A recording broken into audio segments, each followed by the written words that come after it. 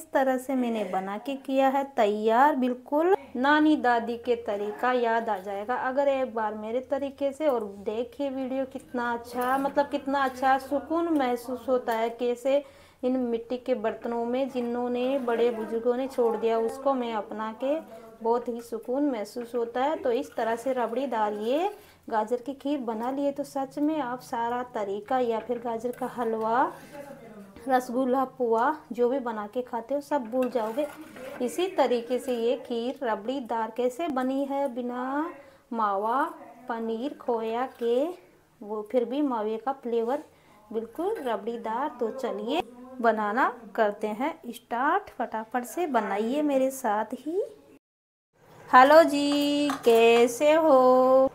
तो अब छोड़ो चावल की खीर, गाजर का हलवा, मालपुआ, रसगुल्ला बनाते हैं गाजर की टेस्टी टेस्टी और हेल्थी खीर, जिसको खाकर आप आँखों से लेकर बाल, चेहरा सभी ही में फ़ायदा होगा। तो चलिए इसके खाने मात्र से ही तो खूब सारी गाजर आ रही है तो भरपूर मात्रा में कैसे भी आप इसको खा सकते हो। जैसे हो सके जूस बना सकते हो, कुछ भी। चलिए आज हम बनाएंगे इसकी खीर। तो कैसे बनाएंगे, मैंने 3-4 गाजर इस तरह से ग्रेटर किया है और ये मोटे वाले होल से ही करना है ताकि हमारे ये लच्छे क्या है बड़े बड़े निकले, ताकि दिखने में और खाने में अच्छी रहे। तो चलिए मैंने छिल के अच्छे से धो लिया था गाजर को और इस तरह से कद्दूकस कर रही हूँ, बस थोड़ा सा दिखाना था। तो ये काम सभी ही कर लेते हैं। अगर इस तरह से नहीं करना चाहते हो तो आप बारीक बारीक टुकड़ा भी कर सकते हो, बिल्कुल बारीक बारीक।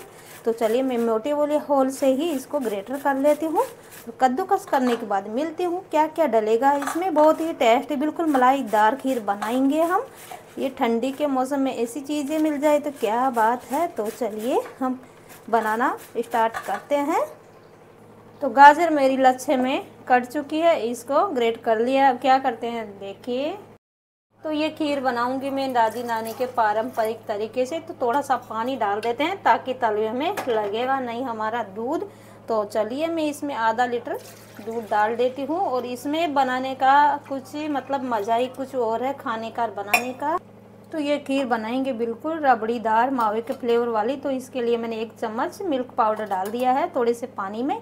इसको अच्छे से मिला लेते हैं। इसको कब डालेंगे, आपके पास हो तो डालिए, नहीं तो स्किप करिए। और फिर तो दूध मेरा हल्का सा गर्म हो चुका है तो मैं ये जो गाजर ग्रेट करके रखी हूँ ये डाल देती हूँ। मतलब गर्म हो चुका है, गर्म होने के बाद ही डालना है दूध। आपको फुल फेट वाला लेना है। जो मैंने उसका दूध बनाया है पाउडर का, उसको अभी नहीं डालना। अभी डाल देते तो क्या होता है, ये दूध क्या है पाउडर डालते ही लगने लग जाता है। तो अभी बिल्कुल नहीं डालना है। कब डाल रहे हैं ये बता रही हूँ मैं। साथ में ही डाल देती हूँ मैं आधी कटोरी चावल। तो चावल इसलिए डाले जाते हैं क्योंकि इससे अच्छी सी बाइंडिंग आती है। आप चाहे तो इसको पीस के भी डाल सकते हो, लेकिन मैं पीस के नहीं डाल रही हूँ, ऐसे ही डाल रही हूँ। और इसको पकने देते हैं धीरे धीरे धीमी धीमी आंच में। तो मिट्टी के बर्तन में किस किस को बनाना पसंद है ये ज़रूर बताएं। तो जैसे जैसे ये गाजर पकेगी बहुत ही कम होती जाएगी, बिल्कुल गल जाएगी।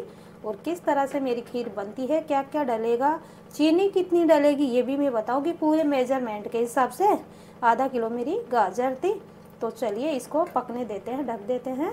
तो ढकने के बाद में क्या है ये जल्दी पक के होगा तैयार।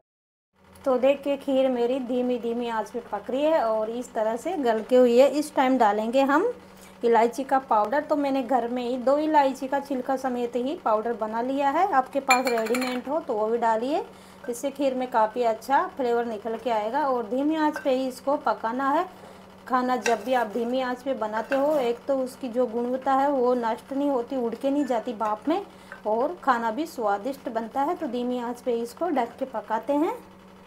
तो मिट्टी के बर्तन में क्या है गर्म होने के बाद में बहुत ज़्यादा हीट लगती है। तो खीर मेरी पक चुकी है। चावल को हम इस तरह से दबा के देख लेंगे। ये देखिए अच्छे से गल चुके हैं।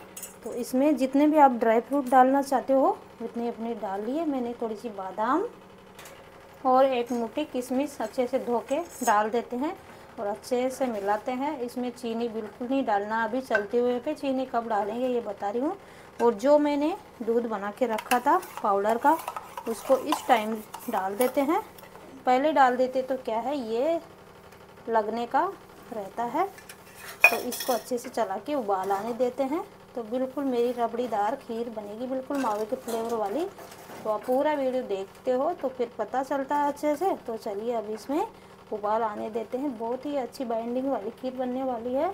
और जब भी आप मिट्टी के बर्तन में ये रेसिपी बनाएं तो एक बात का ध्यान रखना है, इसको कभी भी स्टैंड के ऊपर ही नीचे रखना है, डायरेक्ट नीचे नहीं रखना है।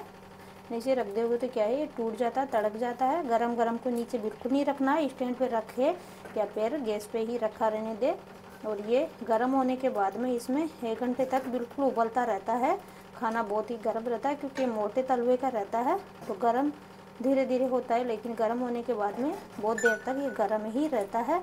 तो शुद्धता से इस तरह से आप भी अपनाइए मेरी तरह, मिट्टी के बर्तन में पारंपरिक मतलब दादी नानी के तरीक़ों से बना के खाए। और इस तरह से बाइंडिंग वाली मेरी खीर बन के हुई है तैयार। तो चलिए अभी इसमें चीनी नहीं डालना है। चीनी कब डालना है, जब भी गैस के ऊपर अगर चलता हुआ चूल्हा हो तो फिर आपको चीनी बिल्कुल नहीं डालना है, नहीं तो आपकी चीनी खीर क्या है पानी पानी हो जाएगी, बिल्कुल बाइंडिंग वाली नहीं होगी। तो खीर तो मेरी रबड़ी दार हो चुकी है। किस तरह से हुई है पूरा वीडियो देखा है तो अच्छे से पता है। अब इसको थोड़ी सी देर के लिए ढक के रख देती हूँ मैं। तो देखिए खीर मेरी इस तरह की थोड़ी सी देर ढक दिया मैंने 10 मिनट के लिए। बिल्कुल गरम गरम में बिल्कुल नहीं डालना है। तो ये इस तरह की खीर हुई है, बिल्कुल बाइंडिंग वाली। तो इसमें हलवे का भी स्वाद आएगा और खीर का भी। तो अब डाल रही हूँ मैं चीनी। तो चीनी मैं बहुत ही कम डाल रही हूँ क्योंकि गाजर में काफ़ी मिठास रहता है। अभी मीठी गाजर आ रही है तो आप अपने मीठे के हिसाब से डालिए। मैंने जितने चावल लिए थे उसकी डबल में चीनी डाल रही हूँ और इसको अच्छे से मिला देती हूँ। तो जब भी आप गैस के ऊपर चूल्हा जलता हुआ रहे तो खीर में बिल्कुल भी चीनी नहीं डाले, नहीं तो पानी पानी हो जाती है। और खीर में इतना अच्छा, जैसे मैंने मतलब इस तरह से पहले दादी नानी का तरीका है ये चीनी डालने का। अगर चलते हुए चूल्हे पर डाल देते हो तो फिर वो खीर में बाइंडिंग नहीं रहती, बिल्कुल पानी पानी हो जाता है। तो चलिए अब इसको 5 मिनट के लिए ढक देते हैं ताकि इसमें ये हल्की सी पतली हो जाएगी, चीनी मेरी मेल्ट हो जाएगी अच्छे से। और ये खीर देख सकते हो किस तरह से बाइंडिंग वाली बनी है।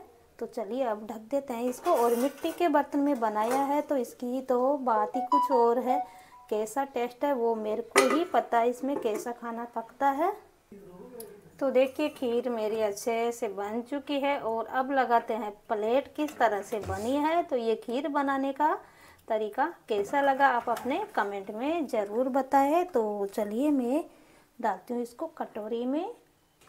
तो आप ये खीर मेरे तरीके से बना ली है। और हेल्थी कितनी आपको पता है, ये बालों से चेहरों से लेके आँखों तक के लिए बहुत ही फ़ायदेमंद है। तो आप ज़रूर बना के खाएँ ऐसी हेल्थी टेस्टी खीर या फिर गाजर से बनी रेसिपी। तो चलिए मिलते हैं ऐसे ही अगले वीडियो में। जब तक के लिए bye bye, thank you for watching. जाते जाते एक लाइक, अच्छा सा कमेंट, जो भी भाई बहन न्यू है वो सब्सक्राइब ज़रूर करें।